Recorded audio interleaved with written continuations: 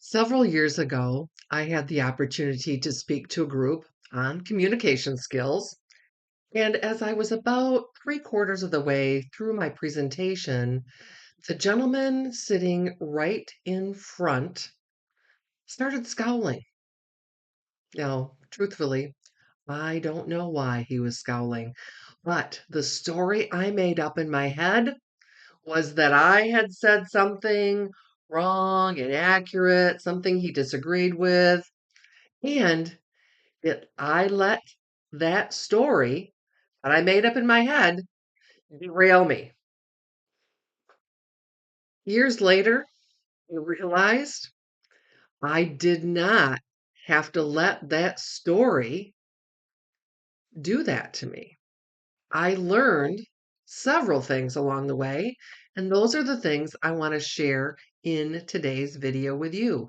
Because if you are letting someone in your audience, their facial expression, or lack of applause, or maybe a snarky remark, because there are hecklers online, mostly in person, we want to avoid those. Avoid letting them stop us. We can't avoid them per se, but we can stop the story in our head that tells us there's something wrong, they disagreed. We can stop the story in our head that stops us. So much of speaking is an inner game. Yes, we have to have our presentation just right. Yes, we've had to have practiced. But when we're on stage, we have to be so careful not to let the response of the audience distract us or derail us from giving our presentation.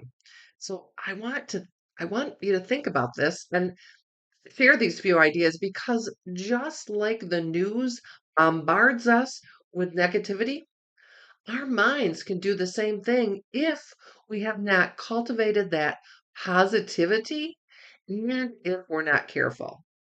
So when we let those reactions of our audience get in our head, so to speak, it can cause worry, racing thoughts, stumbling over our words, being judged, that fear of being judged. And that fear of being judged, you've heard me talk about this, keeps people from sharing their message. Please don't let it stop you. We also know that physical symptoms show up. So just like excitement, fear shows up in the same way. And that's what we want to do is reframe that fear into excitement. So imagine you are at your favorite rock concert. Band is on stage or the performer's on stage and it's amazing and you're so caught up in the moment and you're probably jumping up and down. Your heart is pumping. Fear can do that same thing. Racing heart, sweaty palms.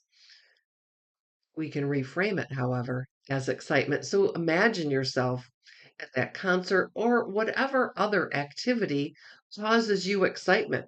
Maybe it's simply being in nature. I love a good walk in nature. It gets me all jazzed up. And that's where I have to put myself. That's what I have to remember that all of those physical symptoms are just like the physical symptoms of excitement. So I can step into being the best speaker I can be in that moment and let everything else drop away. So shift your focus and know that you have prepared, you are going to be amazing. And a way to shift your focus is what I was just saying. Think about the mantras you've created, repeat them in your head that 5 minutes before you step on stage, your pre-presentation plan, a mantra, a breathing technique, and a power pose, those three things together, that combination, so powerful and help you preparing. And if you slip up during your presentation, it happens. Be kind to yourself, get back on track, and we can even sometimes admit to our audience, whoop, I just had a little shift in my head or a train derailment, my thought train derailed, whatever you want to call it, and get back to your presentation. Take a breath and remember what you were going to say. That's why cue cards, notes, and a PowerPoint slide presentation are so helpful. And then focus on your message. Your audience came to hear you. That's why they're there. So they want to hear from you. Remember that.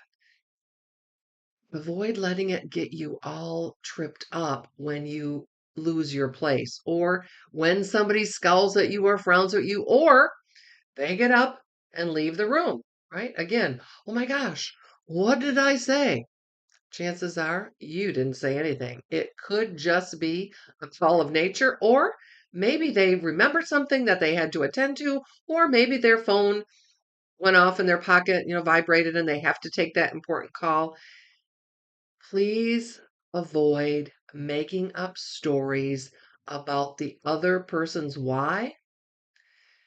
It is probably not true. And here's the thing, you may never know. It does not matter.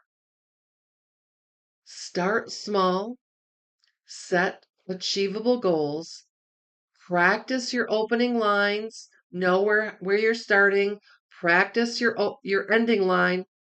Remember those bookends. Where am I starting? Where am I ending? Things in the middle, people will have a tendency to forget or overlook, but you want a strong opening and a strong call to action at the end. That's what they are going to remember. And then celebrate your successes, even booking something, even creating an outline, even practicing.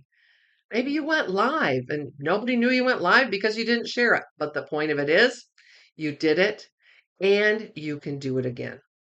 So, mantras are powerful tools, breathing techniques are powerful tools, and so are postures. Combine those three, stay in the moment, stick with your presentation, what you've rehearsed, avoid letting the audience reaction derail you. And even if you don't get a standing ovation at the end, those are pretty rare, by the way, that's okay. Know that you served your purpose, you shared your message, and people got what they needed to hear from you. Thanks for spending time with me today on my videos. And of course, if you know somebody that could use this message, please feel free to share it. And if you have not already subscribed to my channel, please do just that. See you next time.